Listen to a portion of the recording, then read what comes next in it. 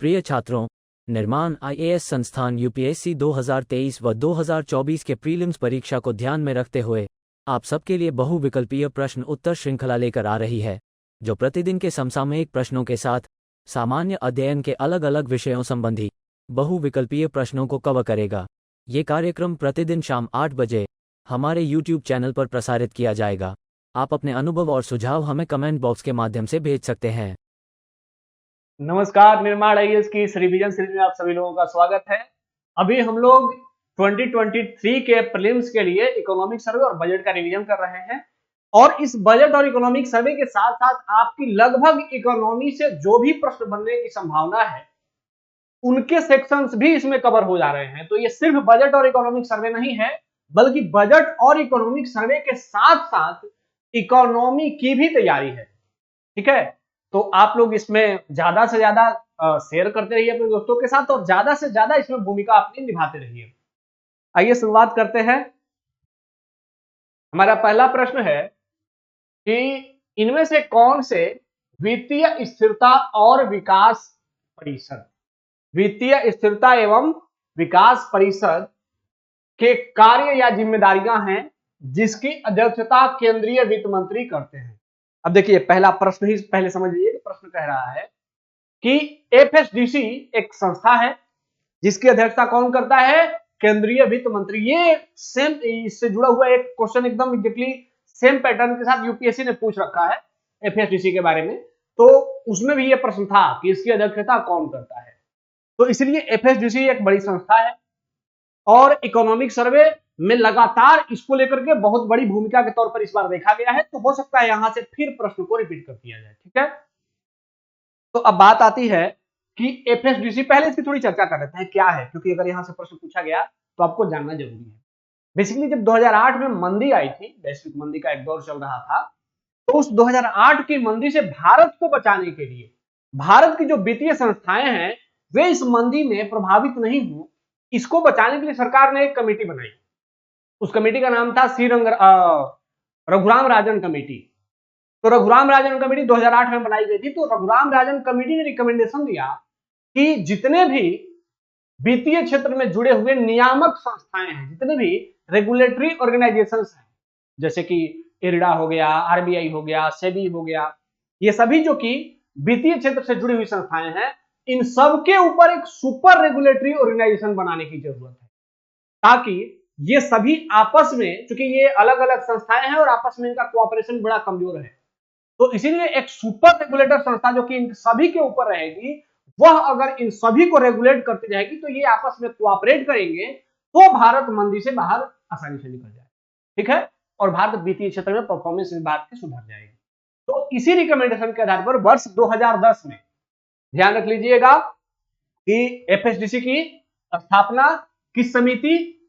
तो रघुराम राजन समिति, रघुराम राजन समिति के रिकमेंडेशन पर कब की गई? 2010 में की गई। ठीक है, इसके अध्यक्ष कौन होते हैं? केंद्रीय वित्त मंत्री। इसके अध्यक्ष कौन होते हैं? तो केंद्रीय वित्त मंत्री इसके अध्यक्ष होते हैं। और यह संस्था क्या काम करती है? बेसिकली यह सुपर रेगुलेटरी संस्था है, सभी वित्तीय संस्थाओं से जुड़े हुए रेगुलेटरी ऑर्गेनाइजेशंस के ऊपर नियामकीय तौर पर काम करने वाली संस्था है। तो अब प्रश्न पे आ जाते हैं कि इसकी जिम्मेदारियां क्या क्या है। अब आप लोग खुद भी इसका अंदाजा लगा सकते हैं प्रश्न का। पहला स्टेटमेंट है विभिन्न वित्तीय एजेंसियों के बीच अंतर नियामक समन्वय। ठीक है, दूसरा है वित्तीय साक्षरता और वित्तीय समावेशन पर ध्यान देना। तीसरा, बड़े वित्तीय समूह के कामकाज का आकलन करना, बड़े वित्तीय समूह के कामकाज का आकलन करना। और चौथा, भारतीय रिजर्व बैंक के लिए मुद्रास्फीति लक्ष्य को निर्धारित करना। अब कह रहा है नीचे दिए गए कूट का प्रयोग कर सही कथन को, सही उत्तर को चुनिए। अब मुझे लगता है कि आप लोग इस स्थिति में हैं कि आप इस प्रश्न का सही उत्तर सिलेक्ट कर सकते हैं। चलिए, मैं हट गया, आप लोग सिलेक्ट कर लिए होंगे आंसर। चलिए अब आते हैं। देखिए, जैसा मैंने बताया कि इसका उद्देश्य क्या है कि देश में वित्तीय स्थिरता बनी रहे, ठीक है, और विकास संबंधी गतिविधियों को बढ़ावा मिलता है। साथ ही ये क्या है? यह वित्तीय क्षेत्र से जुड़ी सबसे सुपर रेगुलेटरी संस्था है तो पहला है कि विभिन्न वित्तीय एजेंसियों के बीच अंतर नियामक समन्वय स्थापित करना, तो यह क्या होगा, यह सही होगा। वही तो करना है, समन्वय स्थापित करना है ताकि आरबीआई, सेबी, इरडा, ये जो भी संस्थाएं आपस में कोऑपरेट करें। सेकंड, वित्तीय साक्षरता और वित्तीय समावेशन पर ध्यान देना, बिल्कुल वित्तीय समावेशन करना, लोगों को ज्यादा से ज्यादा फाइनेंशियल थिंग्स से जोड़ देना। तीसरा, बड़े वित्तीय समूह के कामकाज का आकलन करना। बड़े वित्तीय समूह का मतलब है कि कोई भी जो रेगुलेटरी बड़े फाइनेंस से जुड़ी हुई ऑर्गेनाइजेशन है या कोई बड़ा ऑर्गेनाइजेशन है जो कि फाइनेंस से जुड़ा हुआ है, उसके कामकाज का आकलन करना। बिल्कुल, आरबीआई से भी कैसे काम कर रहे हैं, उनका कामकाज भी आकलित करना है। चौथा, भारतीय रिजर्व बैंक के लिए मुद्रास्फीति लक्ष्य का निर्धारण करना। अब आप सभी जानते हैं कि आरबीआई के लिए मुद्रास्फीति का लक्ष्य कौन तैयार करता है, आप सभी को पता होना चाहिए। एक कभी भी मिस मत करिएगा लाइन को, कि मुद्रास्फीति का जो लक्ष्य है, मुद्रास्फीति का जो लक्ष्य है वो कौन तैयार करता है, मुद्रास्फीति का लक्ष्य सरकार तैयार करती है। ठीक है, सरकार मुद्रास्फीति का लक्ष्य तैयार करती है और मुद्रास्फीति के लक्ष्य को प्राप्त करने की जिम्मेदारी किसकी है, तो इसको मुद्रास्फीति के लक्ष्य को प्राप्त करने की जिम्मेदारी है monetary policy committee, monetary policy committee. ठीक है, तो मुद्रास्फीति का लक्ष्य कौन बनाता है, सरकार बनाती है। और मुद्रास्फीति सरकार ने जो लक्ष्य बना लिया, तो वर्तमान में मुद्रास्फीति का लक्ष्य क्या सरकार ने बनाया है कि हमारे यहाँ मुद्रास्फीति 4% के आसपास होनी चाहिए, +-2 की अनुमति है। +-2 का मतलब है कि 2 से लेकर के 6 के बीच में हमारे यहाँ मुद्रास्फीति रहनी चाहिए। सरकार ने लक्ष्य बना दिया, अब इस लक्ष्य को बनाए रखने की जिम्मेदारी किसकी है तो ये जिम्मेदारी है मॉनेटरी पॉलिसी कमेटी की, मौद्रिक नीति समिति की जिम्मेदारी है। ठीक है और ये मौद्रिक नीति समिति जो है, ये इसमें कितने मेंबर होते हैं, तो 6 मेंबर होते हैं, 3 सरकार की तरफ से और 3 आरबीआई की तरफ से। इसके हेड जो होते हैं वो आरबीआई के गवर्नर होते हैं। ठीक है, इतनी जानकारी यहां से हो गई। अब ये ध्यान रखना है कि कभी अगर आपसे पूछ लिया जाए कि देश में मुद्रास्फीति को नियंत्रित करने की जिम्मेदारी किसके ऊपर है, ठीक है, नियंत्रित करने की जिम्मेदारी किसके ऊपर है, तो वैधानिक तौर पर अगर देखा जाए तो आरबीआई एक्ट 1934 के तहत यह वैधानिक तौर पर यह दायित्व आरबीआई को दिया गया है। ठीक है, लेकिन जब मॉनेटरी पॉलिसी कमेटी आ गई तो फिर से आरबीआई, चूंकि मॉनेटरी पॉलिसी कमेटी आरबीआई के ही एक हिस्से के रूप में काम करती है, तो इसीलिए यह मॉनेटरी पॉलिसी कमेटी भी मौद्रिक नीति मुद्रास्फीति को देखती है, मूल रूप से यही देखती है, लेकिन होलिस्टिक रूप से आरबीआई अभी भी मौद्रिक मुद्रास्फीति का नियंत्रण करती है। ठीक है, तो ध्यान रखना है कि दोनों ऑप्शन में नहीं रहेंगे, या तो एमपीसी रहेगा या फिर आरबीआई रहेगा, और अगर दोनों ऑप्शन में होंगे तो दोनों के दोनों सही हैं, ये जरूर ध्यान रखिएगा।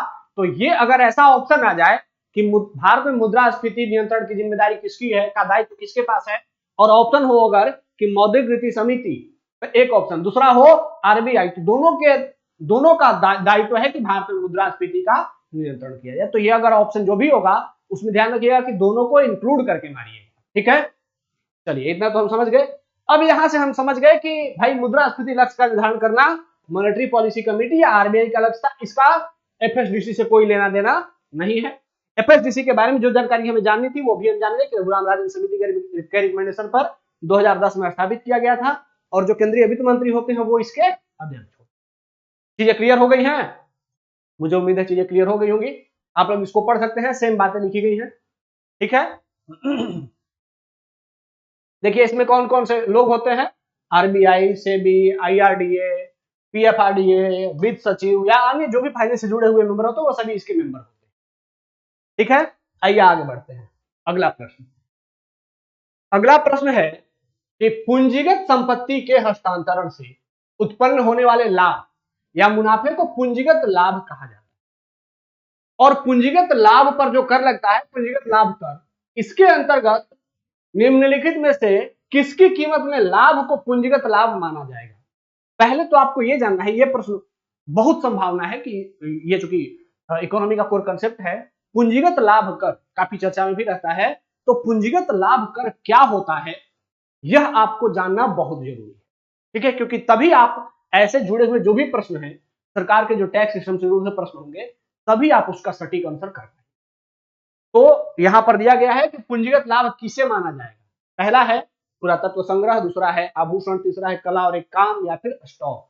अब इन चारों से अगर आपको लाभ होता है तो क्या इसे पूंजीगत लाभ माना जाएगा, या इनमें से किसके ऊपर लाभ को पूंजीगत लाभ माना जाए।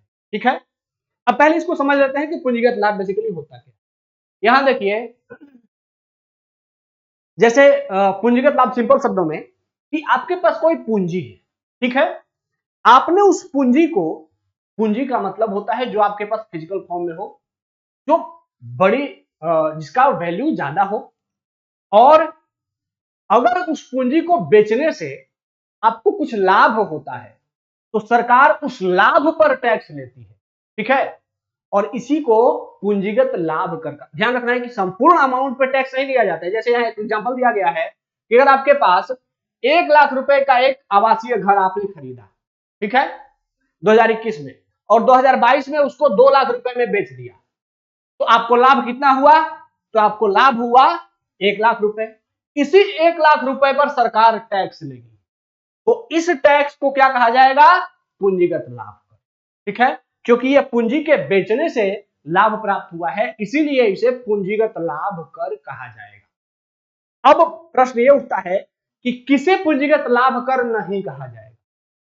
पहली बात, अगर आपको कोई संपत्ति उपहार में प्राप्त हुई हो, ठीक है, जैसे किसी ने आपको कोई गिफ्ट दे दिया, कोई जमीन गिफ्ट दे दिया, तो आपके पास संपत्ति तो आ गई, तो ऐसे में उस पर सरकार टैक्स, पूंजीगत टैक्स नहीं लगाएगी, दूसरे टैक्स सरकार के लगेंगे। ठीक है, लेकिन पूंजीगत लाभ कर उस पर नहीं लगेगा।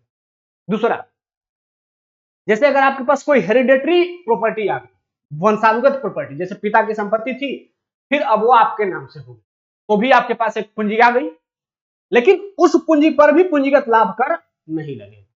पूंजीगत लाभ कर तभी लगता है जब आपके पास कोई पूंजी है और उसको बेचने से आपको लाभ हुआ है, तभी उस पर पूंजीगत लाभ कर लगाया जाता है। चीजें क्लियर हो रही हैं? ठीक है, तो ऐसे में यह पुरातत्व संग्रह हो, मतलब पुरातत्व, अगर आपके पास कोई पुरातत्व है, पूंजी के तौर पर है, उसको आपने बेचा, उससे जो लाभ हुआ उस पर टैक्स लगेगा। कोई आभूषण हो, या कोई कला से जुड़ी हुई कोई वस्तु हो, या फिर स्टॉक। यही सबसे इंपॉर्टेंट बात है कि अगर आपके पास शेयर हो किसी कंपनी का, और उस कंपनी के शेयर को जब आप बेचते हैं और आपको बहुत अधिक फायदा होता है, तो उस लाभ पर भी सरकार पूंजीगत लाभ कर लेती है। ठीक है, आपको ध्यान होना चाहिए कि सेंट्रल गवर्नमेंट एक बार एक टैक्स इंट्रोड्यूस की थी, ठीक है, long term capital gain tax. ठीक है, capital gain tax share market में यही पूंजीगत लाभ कर है, लेकिन सरकार क्या करती है कि शेयर मार्केट में short term capital gain tax नहीं लगाती है, लोगों को थोड़ी सुविधा देती है कि हम भाई आप पर तत्काल, अगर आपने 1 साल के अंदर कोई शेयर खरीदा है और उसको 1 साल के अंदर ही बेच दिया और आपको लाभ हुआ, तो हम उस पर टैक्स नहीं लेंगे, लेकिन 1 साल से अधिक तक आपने अपने पास उस शेयर को रखा और फिर उसको बेचा, तो अब जो लाभ आपको होगा उस पर अब हम टैक्स लेंगे। तो इसीलिए long term capital gain tax लगता है वर्तमान में भारत में स्टॉक पर या शेयर पर। ठीक है, तो लेकिन वो कैपिटल गेन टैक्स लगता है, तो इन सब पर क्या होता है? कैपिटल गेन टैक्स लगता है। चीजें क्लियर हो गई? चल संपत्ति, गहने, प्रत्यक्ष संग्रह, चित्र मूर्तियां या कला या कोई भी काम जो आपके पास पूंजी के रूप में है, अगर उसको आप बेचते हैं, उससे आपको लाभ होता है, तो आपको उसको कैपिटल गेन टैक्स या पूंजीगत लाभ कर देना ही होगा। ठीक है, बस शेयर मार्केट में जो होता है कि शेयर मार्केट में वर्तमान में कैपिटल गेन टैक्स का लॉन्ग टर्म लागू है, शॉर्ट टर्म वाला अभी वर्तमान में लागू नहीं है। यहां तक चीजें क्लियर हो रही हैं? पूंजीगत लाभ कर में जब प्रश्न पूछा जाएगा तो प्रश्न में क्या करेगा कि प्रश्न में यही पूछा जाएगा कि कुछ ऐसे वस्तुओं के उदाहरण दिए जाएंगे, जैसे शेयर का दिया जाएगा। शेयर में लोग कंफ्यूज हो जाएंगे कि शेयर बेचने से पूंजीगत लाभ होगा, लेकिन होगा, ध्यान रखना है, शेयर भी आपकी पूंजी है, उस पर भी पूंजीगत लाभ कर लग सकता है। ठीक है, या फिर सर्विस पर, जैसे आप कोई सर्विस कर रहे हैं और जैसे आप किसी कंपनी में काम करते हैं तो आपको सैलरी मिलती है, तो अब ये भी कह सकता है कि अगर आप कोई सर्विस कर रहे हैं तो सर्विस पर क्या कैपिटल गेन टैक्स लगेगा? आपको बहुत सर्विस की सैलरी मिली, बहुत बड़ी सैलरी मिली, तो आपके पास पूंजी आई, तो क्या इस पर पूंजीगत कैपिटल गेन टैक्स लगेगा? तो नहीं लगेगा। सर्विस सेक्टर में कैपिटल गेन टैक्स नहीं लगता है। ये सब चीजें याद रखनी है आपको, ठीक है। कैपिटल गेन टैक्स लगता है सिर्फ लाभ पर, संपूर्ण अमाउंट पर नहीं लगता है, यह भी ध्यान रखना है। बाकी सभी जो आपके पास कैपिटल है उस पर लग जाएगा, पैतृक संपत्ति पर नहीं लगेगा, या फिर उपहार अगर कुछ मिला है तो उस पर भी कैपिटल गेन टैक्स नहीं लगता। ठीक है, क्लियर है? ठीक है, बहुत बढ़िया। अब यहां से इसका मतलब है कि ये सभी के सभी ऑप्शंस आपके आंसर हो जाएंगे। चीजें क्लियर है? ठीक है। अब ये प्रश्न बहुत अधिक संभावना है कि यह प्रश्न सीधे सीधे इस बार पूछ लिया जाए, ठीक है। आइए अगले प्रश्न पर आते हैं। अगला प्रश्न है अटल टिंकरिंग लैब। भाई इस बार इकोनॉमिक सर्वे के साथ साथ बजट में भी इसकी चर्चा है। अटल टिंकरिंग लैब आप लोगों ने हर जगह, चाहे अगर आप लगातार न्यूज़पेपर पढ़ रहे हैं, या फिर आपने बजट पढ़ा हो, सर्वे पढ़ा हो, या कोई मंथली मैगजीन पढ़ा हो, आप इसके बारे में बार बार पढ़े होंगे, अटल टिंकरिंग लैब, ठीक है। तो अटल टिंकरिंग लैब से जुड़ा हुआ प्रश्न क्या बन सकता है, आइए उसको देख लेते हैं। पहले कि यह किसके लिए समर्पित है, यह योजना किसके लिए है? पहला है अंतरिक्ष वैज्ञानिक के लिए, सेकंड कक्षा 6वीं से 12वीं कक्षा तक के छात्र के लिए, तीसरा सामाजिक उद्यमी के लिए, और चौथा 3D प्रिंटर और रोबोटिक्स के क्षेत्र के लिए। ठीक है, किसके लिए समर्पित है? तो ये चार ऑप्शंस हैं, आपको बताना है कि अटल टिंकरिंग लैब बेसिकली किसके लिए इंट्रोड्यूस किया गया। ठीक है, चलिए सोच लिया होगा आप लोगों ने आंसर। भाई एक बात पर भरोसा करिए कि जो हम लोग आपको बता रहे हैं वो यूपीएससी के एग्जाम के लिए very very very important topics हैं, और इसीलिए लास्ट टाइम में हम इसको लास्ट रिवीजन कर रहे हैं। हम आपको लास्ट टाइम में पूरा का पूरा सारी बेकार की चीजें नहीं करा रहे हैं, वही करा रहे हैं जो आपके लिए सबसे ज्यादा क्रूशियल है, जहां से कि प्रश्न बनने की प्रोबेबिलिटी बहुत अधिक है। ठीक है, आप लोगों ने चीजों को समझ देख लिया है। अब आइए अटल टिंकरिंग लैब के बारे में जान लेते हैं। बेसिकली अटल टिंकरिंग लैब जो है, ये नीति आयोग ने एक मिशन शुरू किया था। मिशन का नाम था अटल इनोवेशन मिशन। ठीक है, अटल इनोवेशन मिशन किसने शुरू किया था? नीति आयोग ने। कहा? देश भर में। ठीक है, और इसी अटल इनोवेशन मिशन के तहत क्या किया गया कि देश के जो छात्र हैं उनको कैसे साइंस एंड टेक्नोलॉजी में प्रमोट किया जाए कि वे ज्यादा से ज्यादा रिसर्च की तरफ प्रमोट होकर के आगे बढ़े। तो इसके लिए नीति आयोग ने अटल इनोवेशन मिशन के अंदर अटल टिंकरिंग लैब की संकल्पना, अटल इनोवेशन मिशन प्रोग्राम है, उसका संचालन नीति आयोग करती है, और उसके अंदर अटल टिंकरिंग लैब नाम का एक सब प्रोग्राम है। इस प्रोग्राम में क्या किया जाता है कि कक्षा 6वीं से लेकर के कक्षा 12वीं तक के जो छात्र होते हैं उनको इनोवेशन और नवाचार और कौशल सिखाया जाता है, ताकि भविष्य में ये छात्र बड़े होकर के हमारे यहां बढ़िया रिसर्च कर सके। ठीक है, तो अटल टिंकरिंग लैब किसका प्रोग्राम है? नीति आयोग का है। किसका पार्ट है? अटल इनोवेशन मिशन का पार्ट है। किसके लिए किया गया है? तो कक्षा 6वीं से 12वीं तक के छात्रों के लिए किया गया है। अब उद्देश्य क्या है कि प्रयोगशाला में इन छात्रों को 3D प्रिंटिंग, रोबोटिक्स, इलेक्ट्रॉनिक विकास उपकरण, इंटरनेट ऑफ थिंग्स और सेंसर, ये जो हाईली मॉडर्न टेक्नोलॉजी जो आ रही है, इन सब मॉडर्न टेक्नोलॉजी से बच्चों को अपडेट करा दिया जाए, ताकि ये बच्चे आगे बढ़ करके टेक्नोलॉजी को और आगे ऊंचाइयों तक ले जा सके। ठीक है, तो ये फिर बाद में क्या करेंगे? राष्ट्र निर्माण में भूमिका निभाएंगे, और फिर बाद में मेंटर इंडिया अभियान नीति आयोग ने शुरू किया है, ताकि अटल टिंकरिंग लैब के जो बच्चे हैं उनको एक हाईली क्वालिफाइड मेंटर भी प्रदान किया जा सके, ताकि उनको बेहतर तरीके से गाइड किया जाए। यहां तक चीजें क्लियर है? तो आपको पता चल गया होगा कि अटल टिंकरिंग लैब क्या है। इसके बारे में अब मुझे लग रहा है कि आपको जानकारी देने की जरूरत नहीं है। अब प्रश्न पे आते हैं कि यह किसके लिए समर्पित है। तो पहला कि अंतरिक्ष वैज्ञानिकों के लिए तो नहीं है, कक्षा 6वीं से 12वीं तक के छात्रों के लिए है। ठीक है, सोशल क्षेत्र में उद्यमशीलता बढ़ाने के लिए नहीं है। यह किस क्षेत्र में है? 3D प्रिंटिंग और रोबोटिक्स के लिए बढ़ाने के लिए है। तो 2 और 4 आपके आंसर हो जाएंगे, केवल 2 और 4। चीजें समझ में आ गई हैं? अब मुझे लगता है कि अटल टिंकरिंग लैब, अटल इनोवेशन मिशन से जुड़ा हुआ कोई भी प्रश्न पूछा जाएगा तो आपसे बनेगा। ठीक है, आइए आगे बढ़ते हैं। अगला प्रश्न है कि निम्नलिखित में से कौन मैनेज्ड एक्सचेंज रेट की विशेषता है? भाई आप सभी अभी मुझे उम्मीद है कि आप में से बहुत कम ही लोग विदेश की यात्रा किए होंगे। तो जब आप विदेश की यात्रा करते हैं तो आपको अपने मनी को एक्सचेंज कराने की जरूरत पड़ती है। ठीक है, जब आप भारतीय रुपए लेकर के किसी दूसरे देश में जाते हैं तो वहां के करेंसी में आपको अपने रुपए को एक्सचेंज कराने की जरूरत पड़ती है। यूजुअली जो होता है वैश्विक स्तर पर कि जब आप भारत से बाहर निकलते हैं तो आपका जो रुपया है वो डॉलर में कन्वर्ट कर दिया जाता है और फिर दुनिया के किसी भी देश में जहां आप इंटर करते हैं वह डॉलर वहां की लोकल करेंसी में कन्वर्ट हो जाता है। ठीक है, अब ये जो कन्वर्ट होता है वह कन्वर्सन दो तरीके से होता है। एक होता है मैनेज्ड एक्सचेंज रेट के थ्रू, ठीक है, और दूसरा होता है फिक्स्ड एक्सचेंज रेट के थ्रू। ठीक है, तो कन्वर्सन जो रुपया जो बदल जाता है वो पहला होता है मैनेज्ड एक्सचेंज रेट के थ्रू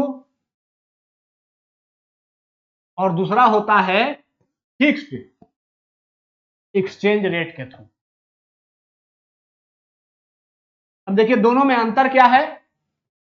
मैनेज एक्सचेंज रेट है क्या, जैसे कि भारत में कोई विदेशी कंपनी आई या कोई विदेशी नागरिक आया और वह डॉलर लेकर के आया, तो वह जैसे ही भारत में इंटर करेगा वह भारत के एयरपोर्ट पे भी बहुत सारी ऐसी दुकानें खुली होती हैं, दुकान एक शॉर्ट टर्म नाम है, मनी एक्सचेंज करके एक संस्थाएं खुली होती हैं। वो क्या करती हैं कि जो करंट रेट चल रहा है डॉलर और रुपए के कन्वर्सन का, कितने डॉलर का कितना रुपया मिलेगा, वो जो मार्केट रेट चल रहा है उसी मार्केट रेट के अकॉर्डिंग आपके डॉलर को भारतीय रुपए में कन्वर्ट करके आपको रुपया दे देती है। ठीक है, तो इसे कहते हैं क्या, मैनेज्ड एक्सचेंज रेट, जो कि किससे मैनेज किया जाता है, जो मार्केट बेस्ड होता है। ठीक है, जो बाजार आधारित होता है। जैसे बाजार में जो मनी का रेट चल रहा है, बाजार स्वतः डेली डॉलर और रुपए का रेट बढ़ता घटता रहता है, एक दिन की तरफ फिक्स नहीं रहता है। तो डेली जैसे जैसे आप इंडिया में एंटर करते हैं, आपको कल 70 रुपए मिला तो हो सकता है कि परसों 71 मिल जाए, उसके अगले दिन 78 मिल जाए। तो मतलब ये बाजार के अनुसार बढ़ते घटते रहता है डॉलर और रुपए का रेट। उसी के अनुसार, तो जब बाजार के अनुसार अगर आपका मुद्राओं का रेट बदलते रहता है तो उसे कहते हैं मैनेज्ड एक्सचेंज रेट। तो मैनेज किसके द्वारा, बाजार के द्वारा। दूसरा होता है fixed exchange rate. Fixed exchange rate का मतलब होता है कि जब केंद्रीय बैंक अपने मुद्रा को दुनिया के अन्य मुद्राओं के सापेक्ष फिक्स कर दे, जैसे आरबीआई भारत की केंद्रीय रिजर्व बैंक है। अब आरबीआई कह दे कि हम भारतीय रुपया को फिक्स करते हैं कि $1 इजकल टू 50 रुपए। ठीक है, तो अब यह बाजार से प्रभावित नहीं होगा। अब आप $1 लेकर के भारत में आएंगे तो अब आपको 50 रुपए ही हमेशा मिलेगा। अब बाजार में क्या हो रहा है इससे कोई मतलब नहीं है, फिक्स हो गया आपका एक्सचेंज रेट कि भारत में इंटर करेंगे आपको इतना रुपया मिल रहा है। अब यह बढ़ेगा और घटेगा नहीं, बाजार के अनुसार यह बढ़े घटेगा नहीं, तो इसे कहेंगे फिक्स्ड एक्सचेंज रेट। यहां तक एक्सचेंज रेट क्लियर हो गई। भारत में जो एक्सचेंज रेट चलता है, या बेसिकली यूरोप में या यूएसए में, इधर अगर आप जाएंगे तो यहां पर क्या होता है, मैनेज्ड एक्सचेंज रेट चलता है। भारत में भी इंडिया में भी मैनेज्ड एक्सचेंज रेट सिस्टम चलता है। लेकिन जो चाइना है, चाइना में फिक्स्ड एक्सचेंज रेट चलता है। चाइना में फिक्स्ड एक्सचेंज रेट चलता है, वहां पर पहले से ही सभी मुद्राओं के दाम फिक्स है, उसी के अकॉर्डिंग आपको पैसे मिलेंगे। आप बाजार से उसका कोई लेना देना नहीं होता। इसीलिए तो जब आपको दुनिया के किसी भी करेंसी के खिलाफ आप अपने करेंसी का प्राइस फिक्स कर देते हैं तो आपको एक डर रहता है कि इसका अर्थ है कि आपके पास बड़े अमाउंट में विदेशी मुद्रा भंडार होने चाहिए। इसीलिए आपको ध्यान होना चाहिए कि चाइना के पास दुनिया का सबसे अधिक विदेशी मुद्रा भंडार है। कारण क्या है कि चाइना ने अपने यहां फिक्स्ड एक्सचेंज रेट सिस्टम रखा है, तो मुद्राओं के आने जाने से उसका चूंकि मार्केट से उसका लिंक है नहीं, तो इसीलिए जो भी विदेशी मुद्रा आती है तो जब विदेशी जाता है तो उसको देने के लिए केंद्रीय बैंक को पैसा देना पड़ता है, तो इसीलिए केंद्रीय बैंक बहुत बड़े अमाउंट में विदेशी मुद्रा भंडार मैनेज करता है। यहां तक चीजें क्लियर हो रही हैं? ठीक है, अब प्रश्न पे आते हैं कि मैनेज एक्सचेंज रेट की विशेषता क्या है। तो पहला, बाजार की गतिविधियों के आधार पर आईएमएफ द्वारा निर्धारित होती है। ठीक है, बाजार की गतिविधियों के आधार पर आईएमएफ द्वारा निर्धारित। सेकंड, मुद्रा का मूल्य एक राष्ट्र के भुगतान संतुलन से प्रभावित होता है। तीसरा, सेंट्रल बैंक मुद्रा के मूल्य का प्रबंधन करने के लिए हस्तक्षेप करता है। नीचे दिए गए कूट का प्रयोग कर सही उत्तर।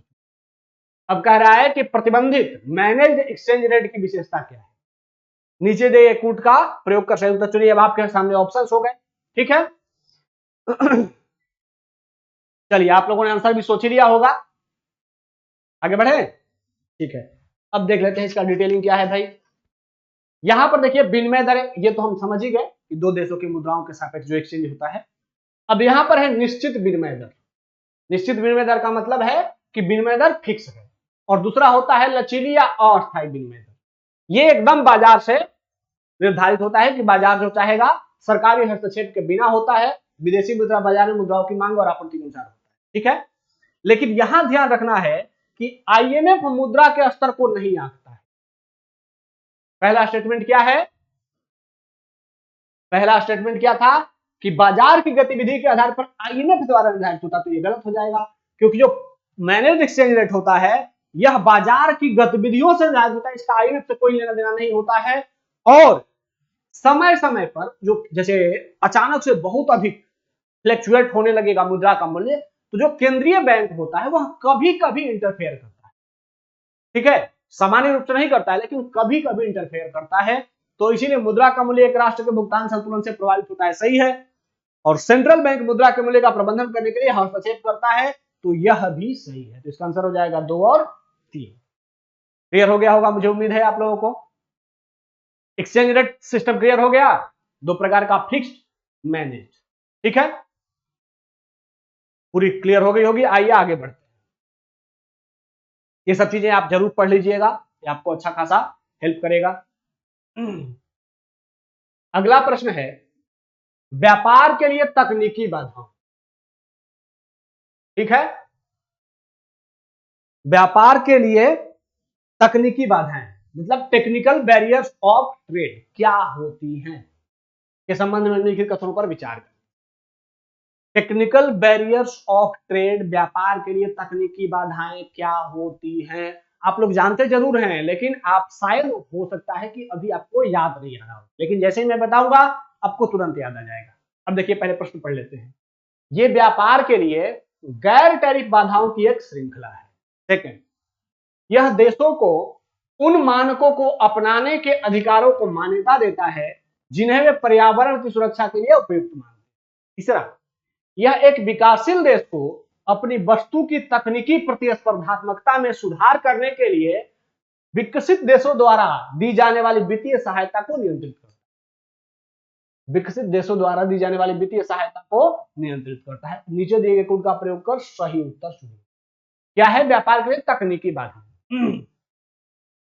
देखिए, जो टेक्निकल बैरियर्स ऑफ ट्रेड होते हैं, बेसिकली जो व्यापार के लिए बाधा होती है, आप सभी ने कुछ टर्म्स बड़े सुने ही होंगे। जैसे आप लोगों ने सुना होगा एंटी डंपिंग ड्यूटी, सुना है? जरूर सुना होगा। दूसरा, आप लोगों ने सुना होगा काउंटर वेलिंग ड्यूटी, सुना है? ओके। तीसरा है सब्सिडी, ये तो काफी प्रचलित है, ये तो आप सभी ने सुना होगा, सब्सिडी। चौथा है कोटा, कोटा भी सुना होगा। ये सब चीजें आपने सुना होगा। कभी कभी एक बार एक विवाद हो गया था कि भारत सरकार जब अपने यहां सोलराइजेशन को, मतलब सोलर सिस्टम को प्रमोट कर रही थी गांव गांव तक, और सरकार का उद्देश्य था कि जो रूफटॉप सोलर सिस्टम है उसको बहुत बड़े स्तर पर प्रमोट किया। तो सरकार ने जब रूफटॉप मतलब छतों पर सोलर पैनल लगाने के प्रोग्राम को प्रमोट करना शुरू किया, तो सरकार ने वहां पर एक फॉर्मूला लगाया, एक कंसेप्ट लगाया कि जो भी सोलर पैनल बनेगा, बनाने वाली कंपनी को कुछ उसमें एक सर्टेन प्रतिशत तक लोकल कंटेंट रखना ही होगा। लोकल कंटेंट का मतलब कि जो आप सोलर पैनल बना रहे हैं, सारा का सारा पैनल के लिए कच्चा माल विदेश से मंगा कर सिर्फ इंडिया में आकर के उसको कस करके और दे देना, ऐसा नहीं चलेगा। उसका 30 से 40% या 50% हिस्सा इंडिया में ही बना होना चाहिए। इसको कहते हैं लोकल कंटेंट सिस्टम। अब इसके खिलाफ यूनाइटेड स्टेट्स ऑफ अमेरिका ने क्या किया, डब्ल्यूटीओ में यह विवाद शुरू कर दिया। यूएसए ने कहा कि इससे इंडिया क्या कर रहा है कि दुनिया के सोलर पैनल बनाने वाली कंपनियों को अपने यहां इंटर करने से रोक रहा है, क्योंकि सोलर पैनल वाली बनाने वाली जो कंपनियां हैं वो पूरा सोलर पैनल बनाती हैं और भारत क्या कर रहा है कि उसमें कह रहा है कि 50% जो प्रोडक्ट्स हैं वो इंडिया के बने होने चाहिए सोलर पैनल। यह विवाद फाइनली डब्ल्यूटीओ में गया और डब्ल्यूटीओ में हालांकि इंडिया उस समय 2016-17 की बात है, इस मुद्दे पर डब्ल्यूटीओ ने विकसित देश अमेरिका का पक्ष दिया था, लेकिन उसके बावजूद इंडिया अपने इस मुद्दे पर अडिग रहा। ठीक है, तो हम क्या बात कर रहे हैं कि टेक्निकल बैरियर्स ऑफ ट्रेड। जब भी दो देश व्यापार कर रहे होते हैं, होता क्या है, तो उन दो देशों के व्यापार में जब किसी एक देश को यह महसूस होने लगता है कि सामने वाला देश मेरे से व्यापार के नाम पर कुछ फ्रॉड कर रहा है, फ्रॉड करने का सेंस है कि वह अपने व्यापारियों को कुछ एक्स्ट्रा छूट दे रहा है और जिसके माध्यम से उसके देश के व्यापारी हमारे देश में उसका प्रोडक्ट सस्ता इंट्रोड्यूस कर दे रहे हैं, सस्ता ला करके भारत में भर दे रहे हैं। तो इससे क्या हो रहा है कि जो भारत के निर्माता हैं उनके लिए कंपटीशन मजबूत हो जा रहा है और वो विदेशी कंपनी के विदेशी माल जो कि सस्ता में बिक रहा है उसकी तुलना में इनका माल महंगा है, तो ये बर्बाद हो रहे हैं। ये बहुत बड़ा मुद्दा बनकर के आया था इंडिया चाइना ट्रेड के संबंध में। ठीक है, तो भारत ने चाइना से आने वाली वस्तुओं पे क्या लगाना शुरू किया, काउंटर वैलिंग ड्यूटी लगाना। अब ये काउंटर वैलिंग ड्यूटी क्या है भाई, जब कोई देश अपने यहां के व्यापारियों को कुछ अनिश्चित लाभ देता है ताकि वह सस्ता माल दुनिया के दूसरे देश में जाकर के बेच सके और वहां के मार्केट पर कब्जा कर सके, तो इसको कंट्रोल करने के लिए इस भारत सरकार ने काउंटर वैलिंग ड्यूटी लगाया। इसी को कहा गया टेक्निकल बैरियर ऑफ ट्रेड। दूसरा होता है कोटा। कोटा का मतलब है कि सरकार कहती है कि चाइना से जब प्रोडक्ट आ रहा है तो वह इतना ही आ सकता है, इससे ज्यादा आप नहीं ला सकते। सरकार को लगता है कि आप चाइना का सारा माल ला करके भारत के मार्केट में भर दे रहे हैं, भारत का मार्केट बर्बाद हो जाएगा। तो सरकार कोटा फिक्स कर देती है कि आप चाइना से इतना कोटा ही, इतना अमाउंट में ही माल ला सकते हैं, उससे अधिक भारत में माल नहीं ला सकते। तो यह भी क्या है, बैरियर है, ट्रेड के लिए बैरियर है। इसको भी कहते हैं टेक्निकल बैरियर ऑफ। ठीक है, अब प्रश्न पर आते हैं कि ये सब चारों ऑप्शंस हो गए आपके। अब इसको थोड़ा समझ लेते हैं और इसमें डिटेलिंग क्या है जो यहां पर दिखाया गया है।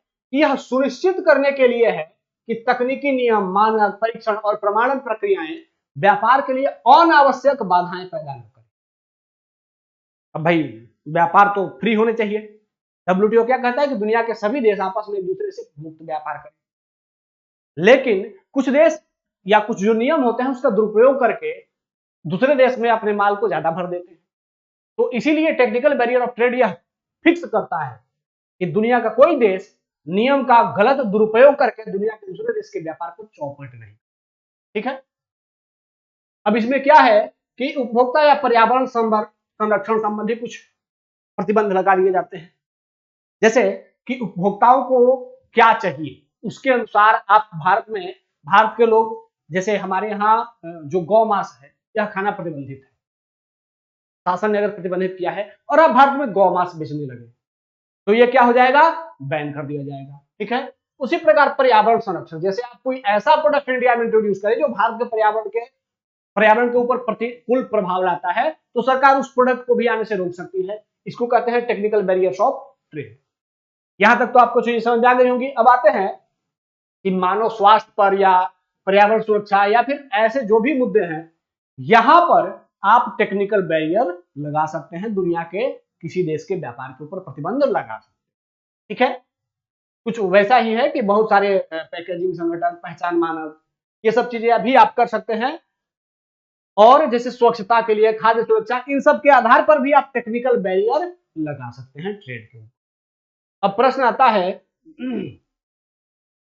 कि इसमें गैर टैरिफ बाधाओं की एक श्रृंखला है। गैर टैरिफ, टैरिफ लगा दिया, टैरिफ मतलब एक मूल्य फिक्स कर दिया कि आप 1,00,000 करोड़ से ज्यादा का माल नहीं लेके आ सकते हैं।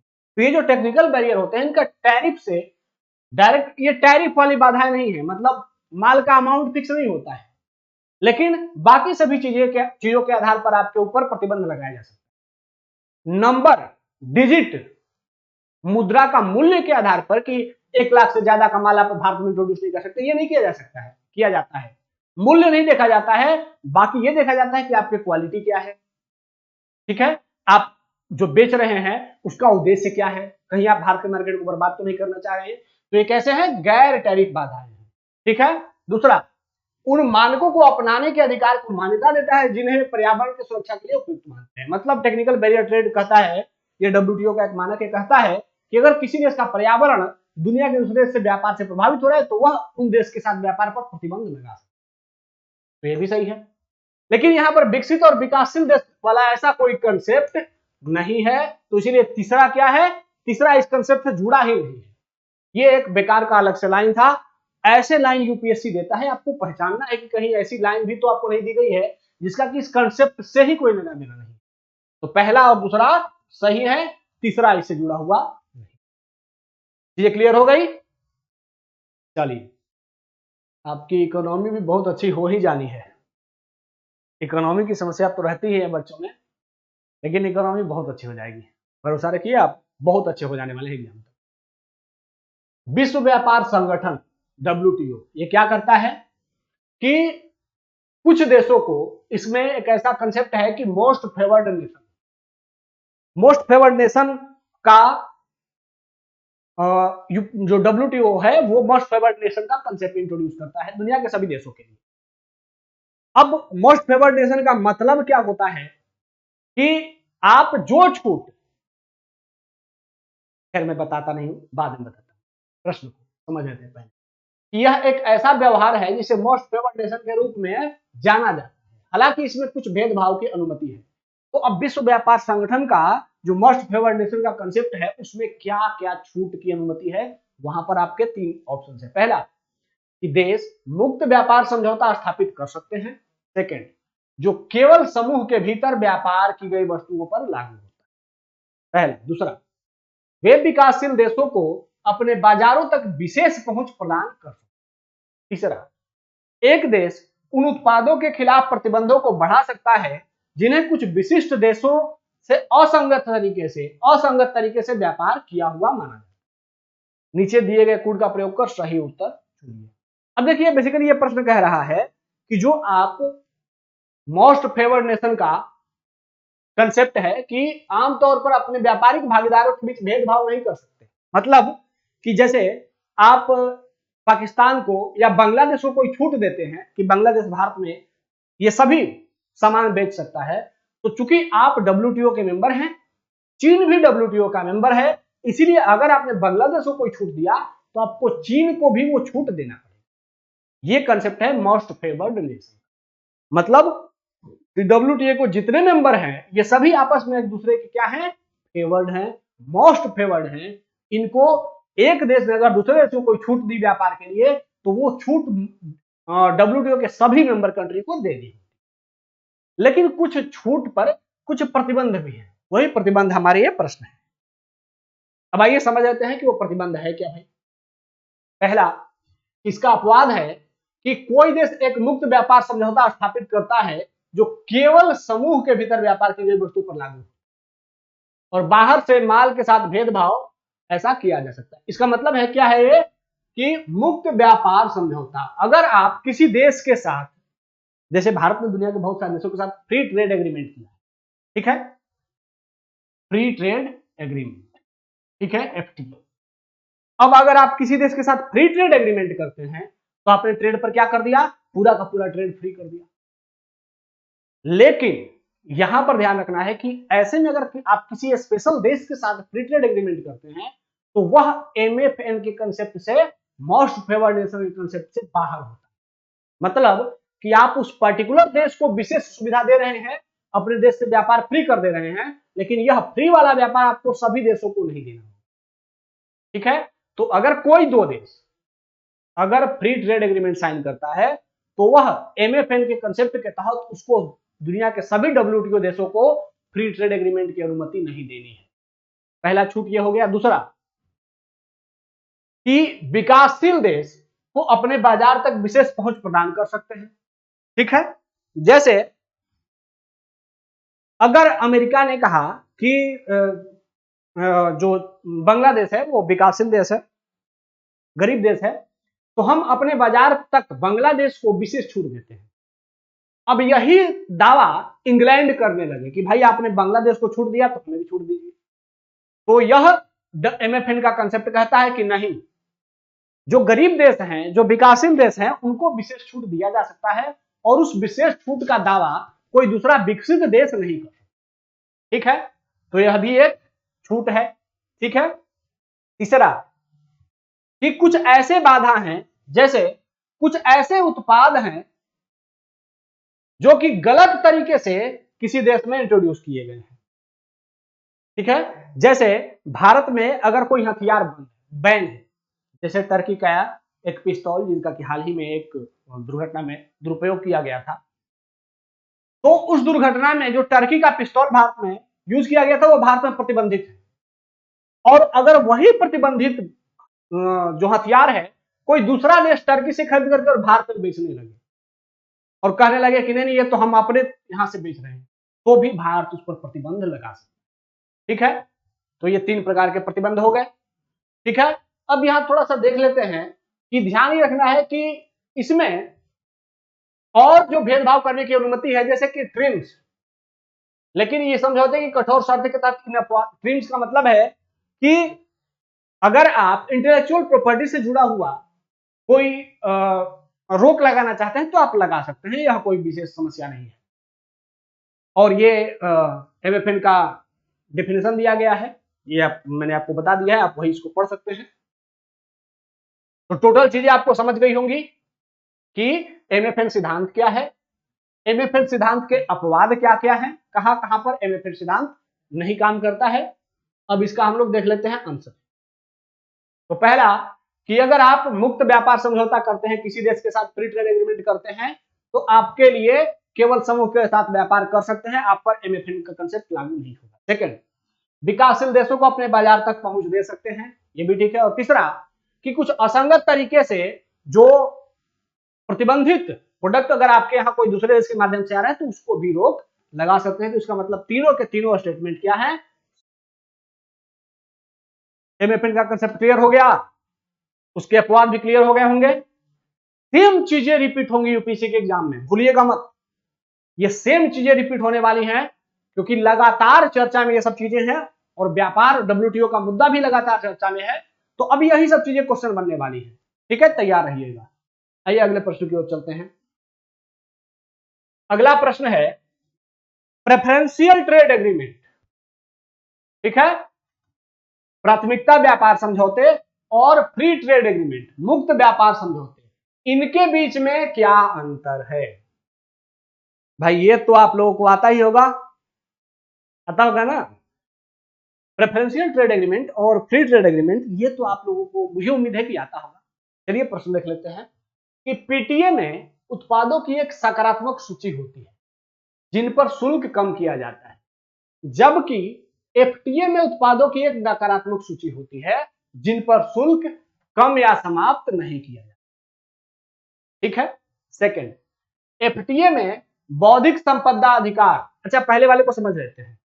पहला वाला स्टेटमेंट कह रहा है कि जो प्रेफरेंशियल ट्रेड एग्रीमेंट होते हैं उसमें दो देश जब आपस में प्रेफरेंशियल ट्रेड एग्रीमेंट साइन करते हैं तो वो एक लिस्ट जारी करते हैं कि हमारे देश, दोनों देश के बीच में यह प्रोडक्ट हैं, इन प्रोडक्ट पर हम अपने यहां क्या करेंगे, टैक्स कम कर देंगे। मतलब कुछ सकारात्मक कुछ लिस्ट जारी की जाती है कि हम इन प्रोडक्ट पर टैक्स कम कर देंगे। जबकि फ्री ट्रेड एग्रीमेंट में क्या किया जाता है, एक लिस्ट जारी किया जाता है और कहा जाता है कि केवल इन लिस्ट में वर्णित जो प्रोडक्ट हैं इन पर हम टैक्स लगाएंगे और बाकी सभी जो व्यापार हैं वो क्या है, फ्री है। ये पहला स्टेटमेंट का है। सेकेंड, कि एफटीए में बौद्धिक संपदा अधिकार और प्रतिस्पर्धा जैसे अन्य क्षेत्रों के साथ साथ वस्तुओं, सेवाओं और निवेश पर एक एकीकृत पैकेज शामिल है और अधिकांश पीटीए में यह विशेषता नहीं पाई जाती। तीसरा, इस प्रकार फ्री ट्रेड एग्रीमेंट की तुलना में प्रेफरेंशियल ट्रेड एग्रीमेंट आमतौर पर टैरिफ लाइनों के क्षेत्र में अधिक महत्वाकांक्षी होते हैं जिन पर शुल्क कम किया जाना है। उपरोक्त में से कौन सा कथन सही है? अब तीनों स्टेटमेंट हो गए आपके सामने क्लियर। देखिए, क्वेश्चन हो सकता है कि आपको टफ लग रहा होगा, ठीक है, लेकिन यहां अगर आपने अपने दिमाग का भरपूर उपयोग कर लिया तो एग्जाम हॉल में आप बड़े आराम से ऐसे भी प्रश्नों को बहुत ही आसानी से सॉल्व करेंगे। ठीक है, आइए इसको जान लेते हैं होता क्या। देखिए, प्रेफरेंशियल ट्रेड एग्रीमेंट आज के बाद कभी मत भूलिएगा। प्रेफरेंशियल ट्रेड एग्रीमेंट होता क्या है? इसमें दो या दो से अधिक भागीदार देश, यहां देश नहीं लिखा गया है, भागीदार देश समझ लीजिएगा, सहमत होते हैं टैरिफ लाइनों की संख्या पर टैरिफ कम करने के लिए सहमत हो जाते हैं और उन उत्पादों की सूची जिन पर साझेदार शुल्क कम करने के लिए सहमत होते हैं सकारात्मक सूची। मतलब सेम कंसेप्ट की प्रेफरेंशियल ट्रेड एग्रीमेंट में दो या कोई दो से अधिक देश एक सूची जारी करते हैं कि हम आपस में, हमारे देश का कोई भी व्यापारी इन वस्तुओं का व्यापार करता है तो उसे कम टैक्स देना होगा। इसे कहते हैं प्रेफरेंशियल ट्रेड एग्रीमेंट। क्लियर हो गया होगा। चौथा, जैसे एक प्रेफरेंशियल ट्रेड एग्रीमेंट है इंडिया मर्कोसुर पीटीए। मर्कोसुर क्या है भाई? तो मर्कोसुर जो साउथ अमेरिका के 4 देश हैं, साउथ अमेरिका के देशों का जो ग्रुप है उस ग्रुप को मर्कोसुर कहा जाता है, जो कि फ्री ट्रेड ग्रुप है, आपस में कस्टम यूनियन ग्रुप है। उस ग्रुप के साथ, उस ग्रुप के सभी देशों के साथ भारत ने अकेले समझौता किया है प्रेफरेंशियल ट्रेड एग्रीमेंट के। उन ग्रुप के सभी देश, भारत के साथ एक लिस्ट जारी किया गया है कि अगर वहां के देश के व्यापारी और भारत के व्यापारी आपस में ट्रेड करते हैं तो इन लिस्ट में से कोई भी ट्रेड करते हैं तो उनको टैक्स कम दिया जाए। ठीक है, ये क्लियर हो गई। अब मुक्त व्यापार समझौता क्या होता है भाई? Free trade agreement. तो इसमें साझेदार देशों के बीच पर्याप्त द्विपक्षीय व्यापार को कवर करने वाली वस्तुओं पर शुल्क समाप्त कर दिया जाता है। हालांकि प्रत्येक गैर सदस्यों के लिए एक व्यक्तिगत टैरिफ संरचना है। भारत श्रीलंका एफटीए इसका एक उदाहरण है। अब ये कह रहा है कि आपस में दो देश अपने व्यापार में टैक्स को समाप्त कर देते हैं, टैक्स खत्म कर देते हैं, और दुनिया के अन्य देशों से तो टैक्स लेते हैं अगर व्यापार होता है तो, लेकिन किसी जिस देश के साथ फ्री ट्रेड एग्रीमेंट है वहां पर कोई टैक्स नहीं लगाया जाता। ठीक है, यहां ध्यान रखिए कि इसके बीच का एक अंतर यह होता है कि जबकि पीटीए में उत्पादों की एक सकारात्मक सूची, जबकि एफटीए में एक नकारात्मक सूची जारी की जाती है। मतलब कि दो देशों के बीच व्यापार में टैक्स लगभग खत्म कर दिया जाता है फ्री ट्रेड एग्रीमेंट में, लेकिन कहा जाता है कि ये कुछ प्रोडक्ट हैं, 4 या 5 प्रोडक्ट हैं जिस पर हम टैक्स माफ नहीं कर सकते। तो हो सकता है कि वो प्रोडक्ट कैसे होंगे? वो प्रोडक्ट हो सकता है कि पर्यावरण के लिए हानिकारक होंगे, वो और भी कोई हानिकारक प्रोडक्ट होता है तो इस पर टैक्स माफ नहीं किया जाता है, लेकिन बाकी सभी प्रोडक्ट पर टैक्स को छूट दे दिया जाता है। तो इसे कहा जाता है free trade agreement. Free trade agreement में नकारात्मक लिस्ट जारी की जाती है और प्रेफरेंशियल ट्रेड एग्रीमेंट में सकारात्मक लिस्ट जारी। नकारात्मक का मतलब कि इस लिस्ट में जितने भी प्रोडक्ट शामिल हैं इस पर हम टैक्स माफ नहीं करेंगे, शेष सभी टैक्स माफ। क्लियर हो गई चीजें फ्री ट्रेड और प्रेफरेंशियल ट्रेड। और मुक्त व्यापार समझौते में आप समझिए कि भारत श्रीलंका के साथ फ्री ट्रेड एग्रीमेंट है। ये सब वही सब चीजें हैं, आप इसको पढ़ सकते हैं। ठीक है, अब आते हैं कि प्रश्न क्या कह रहे हैं भाई कि इसका आंसर क्या होगा। तो पहला तो आपने जो पढ़ लिया, पहला सेम वही है, तो पहला तो सही है। और ध्यान रखना है कि एफटीए में बौद्धिक संपदा अधिकार और प्रतिस्पर्धा ये शामिल नहीं है। ठीक है, मतलब कि फ्री ट्रेड एग्रीमेंट में सिर्फ ट्रेड शामिल होता है, सर्विसेज शामिल नहीं होती हैं। और ये जो बौद्धिक संपदा है ये क्या है, सेवा है। तो ये सेकंड स्टेटमेंट गलत हो गया। फ्री ट्रेड की तुलना में पीटीए आमतौर पर टैरिफ लाइन से अधिक महत्वाकांक्षी होते हैं। नहीं, प्रेफरेंटली पीटीए की तुलना में एफटीए अधिक महत्वपूर्ण है। एफटीए में ज्यादा छूट दी जाती है, पीटीए में कम छूट दी जाती है। तो यह तीसरा स्टेटमेंट भी क्या हो जाएगा, गलत हो जाएगा। केवल एक ए सही। चीजें क्लियर हो रही हैं। अब अगर आपसे पीटीए और एफटीए पूछा जाएगा तो आप लोग बहुत आसानी से बता सकते हैं। आप लोग कमेंट में बताएंगे कि मर्कोसुर जो एक संस्था है, एक ग्रुप है साउथ अमेरिकी देशों का, उनमें कौन कौन से देश शामिल हैं, ये आप लोगों को कमेंट में बताएं। ठीक है, मर्कोसुर एग्रीमेंट में कौन कौन से देश शामिल हैं, ये कमेंट में बताना। चलिए आगे बढ़ते हैं। अगला है कि निम्नलिखित में से किन कारणों से हाल ही में चीन के साथ भारत का व्यापार घाटा। अब भाई ये तो इकोनॉमिक सर्वे कह रहा है कि भारत का चीन के साथ जो व्यापार घाटा है वह लगभग $100 बिलियन के आसपास पहुंचा। मतलब इतना ज्यादा व्यापार घाटा हमारा है चीन। तो वर्तमान में ये व्यापार घाटा बढ़ने का कारण क्या है? ऑप्शन है कि भारत से दवा क्षेत्र के निर्यात को चीनी बाजार तक पहुंच प्राप्त करने में कठिनाइयां होती है। मतलब जो इंडिया का जो मेडिकल प्रोडक्ट है वो चीन अपने बाजार में जाने नहीं देता है, पहला स्टेटमेंट। सेकंड, चीन के स्वच्छता और पादप स्वच्छता सैनिटरी एंड फाइटोसैनिटरी उपायों से भारतीय कृषि उत्पादों के निर्यात को नुकसान हो रहा है। तो ये सेकंड स्टेटमेंट है कि चीन कहता है कि जो भारत के कृषि उत्पाद होते हैं वह स्वच्छ नहीं होते हैं, वो हमारे यहाँ के लोगों के लिए हानिकारक हैं, और इसी बहाना करके वह भारतीय कृषि प्रोडक्ट को अपने यहाँ से रोक देता है। सेकंड। तीसरा, घरेलू उद्योगों की सुरक्षा के लिए चीनी आयात पर भारत द्वारा लगाया गया उच्च एंटी डंपिंग शुल्क भारत के व्यापार घाटे को बढ़ाता है। मतलब कि चीन से जो प्रोडक्ट आता है, चीन से जो आयात आता है भारत में, उस पर भारत बड़ा डंपिंग शुल्क लगा देता है। इससे भी भारत का व्यापार घाटा चीन से बढ़ रहा है। तो ये तीन स्टेटमेंट हो गए हैं। अब आपको बताना है कि सही उत्तर कौन सा। ये तो आसान प्रश्न है, ये तो शायद आप लोग बता भी देंगे। बता देंगे ना? चलिए देखते हैं।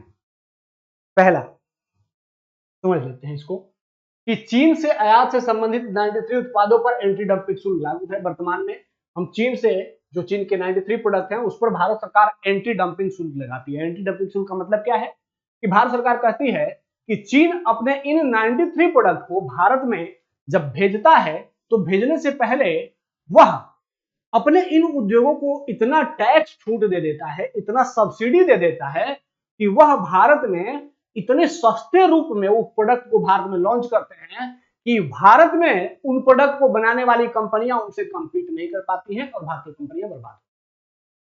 इसीलिए भारत सरकार उन प्रोडक्टों पर जो कि चाइना से आता है उस पर एक्स्ट्रा टैक्स लगा देती है। उसी एक्स्ट्रा टैक्स को कहा जाता है एंटी डंपिंग ड्यूटी, ताकि वो एक्स्ट्रा टैक्स लगने के बाद उस प्रोडक्ट का दाम उतना बढ़ जाए जितना चीन ने वहां पर छूट दिया था, ताकि भारत की कंपनियां भी उस टैक्स उसी रेट में अपने प्रोडक्ट को बेच सके। ठीक है, तो इससे क्या होता है, इससे चीन के प्रोडक्ट भारत में आने कम होते हैं।